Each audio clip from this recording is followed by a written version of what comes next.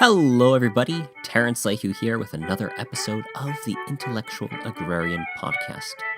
Today is a tea time episode, Community-Supported Ideas. There's a romantic myth of the American individual that he requires no help or aid in his quests. He ruggedly performs his duties without care of kith or kin, trailblazing for those who would come after him. Like all such lovely stories, it has its purpose, but it's still a story. Seductive in nature, it leads us to believe that people are a hindrance more than a help, distractions rather than any real aid in whatever our particular endeavor may be. As an American, I can only relate to the idea as our American ancestors' frontier spirit, and am unaware of any other nation possessing the same kind of ideal that we do for this isolated attitude. Which, I'll preface, is not all bad. It holds an image of something that can be at times necessary, and reminds us that sometimes we need to stand up when no one else can or will. We need to be willing to pursue our duty alone, but it should not, cannot, be our first choice. Within agriculture, it's just as easy to fall into these idealistic delusions, individualistic delusions. It's also why it's so easy for farmers to lose their relationships and die sad and alone. However, there are solutions to this isolation, and like many solutions, it is as old as people themselves. Building a community of friends and allies is how we've moved from being isolated individuals to towns and cities, to reach the point of civilization itself. To truly achieve our best work, we need the input and association of others. Nature operates in an ecology, a system of multiple levels of living organisms that work together to create a functional and productive environment. Our ideas need similar ecologies to thrive and improve through creating layers of competing and encouraging groups. Among the greatest examples of these kinds of creative communities is the legendary Inklings, the writing group which included such luminaries as C.S. Lewis, J.R.R. Tolkien, Owen Barfield, and the like. These men were united by a common love of their craft, and would read one another their latest works and projects, gain constructive criticism from their fellows. Perhaps, most importantly, they didn't feel alone. Writing can be a form of self-harm depending on the writer. It can feel isolating as you draw within your mind and seek the hidden recesses of the conscious for the proper articulation of the idea that you feel so clearly within yourself. It is all too easy to find yourself thinking that the struggles you have are all your own and sink within your own melancholy. Groups such as the Inklings reminded them that they weren't on this journey alone, that there were friends who knew and understood their struggles. Jeff Goins, in his latest book, Real Artists Don't Starve, says, "If you want to do world-changing creative work, you must first reconcile the fact that you likely won't be able to do it alone.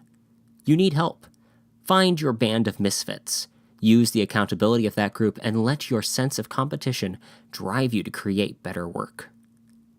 Regardless of your profession, farmer, writer, engineer, or musician, a group of like-minded and helpful voices pushes your potential farther than it could have gotten on its own.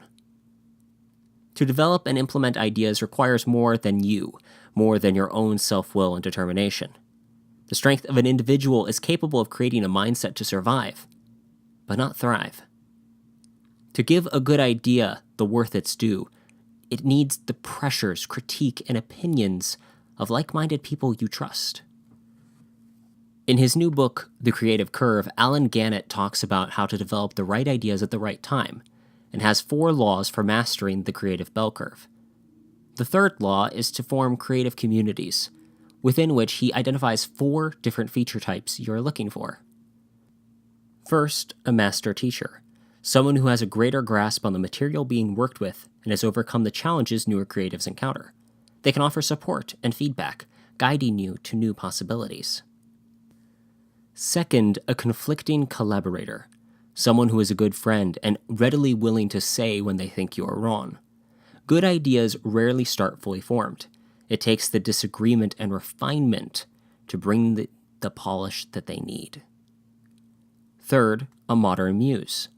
Like the muses of old, they are someone who inspires you to continue creating when it seems like a hopeless cause or pointless endeavor.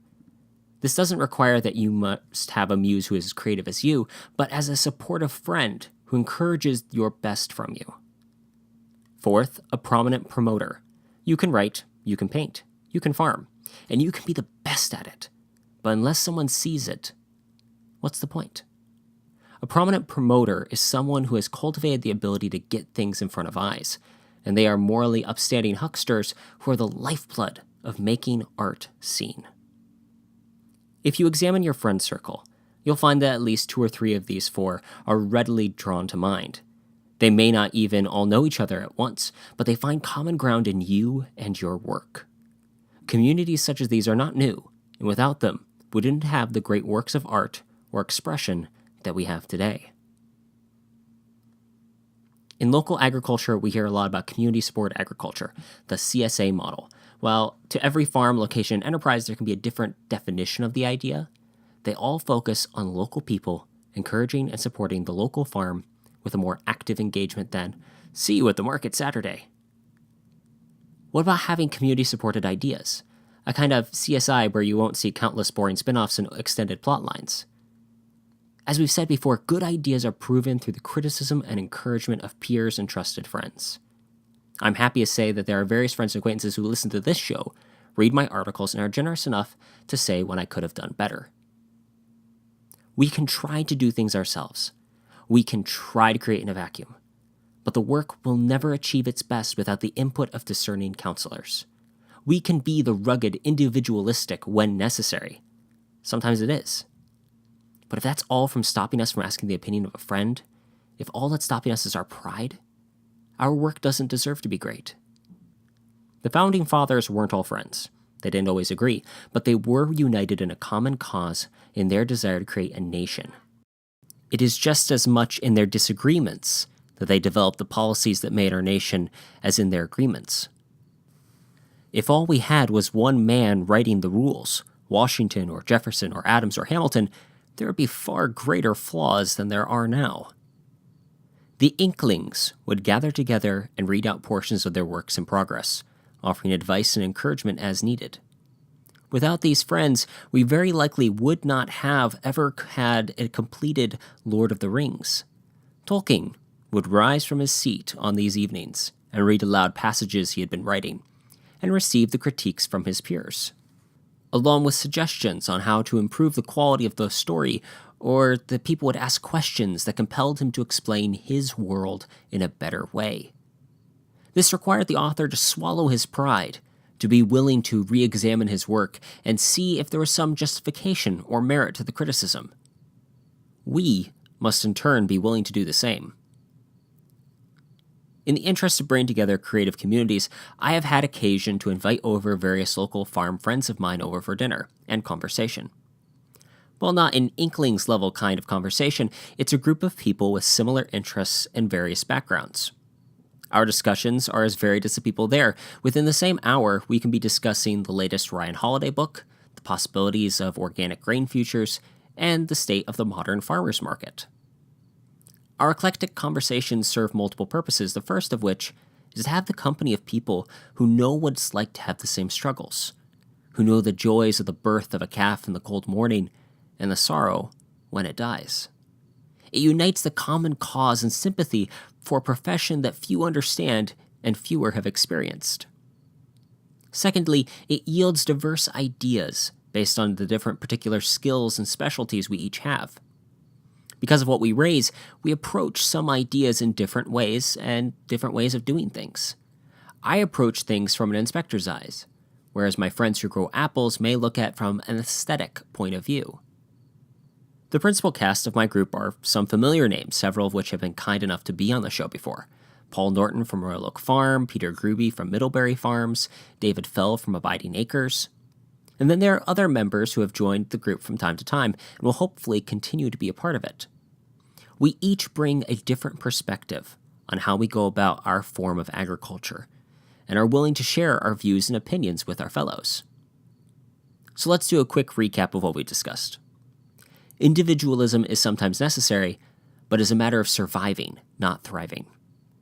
Communities are a way of improving our work, creative or not. Within circles of friends, we can share ideas and get usable counsel. If improving our work is not worth the cost of our pride, it is not worth anything at all. Thanks again for listening to this episode of Tea Time. As always, if you've enjoyed the podcast, please leave a review on iTunes, SoundCloud, or Stitcher. We actually have a little how-to article on how to leave a review on iTunes. That will be linked in the show notes. Please subscribe, and we hope that you'll be joining us again on our next Tea Time episode or interview. As always, I'm Terrence Lehue. This has been the Intellectual Agrarian Podcast, reminding you to keep farming the dream.